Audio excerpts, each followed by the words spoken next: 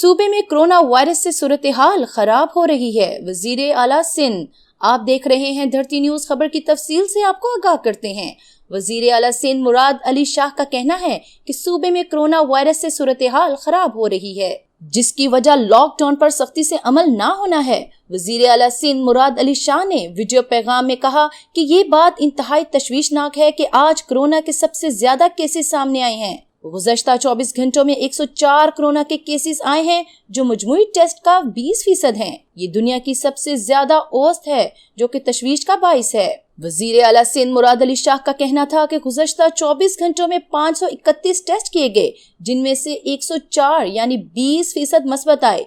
गुज़श्ता 24 घंटों में 6 अमवात हुई, जो कि ज्यादा हैं। इससे जाहिर होता है कि सूरत हाल खराब हो रही है, जिसकी वजह से लॉकडाउन पर सख्ती से अमल नहीं हो रहा है।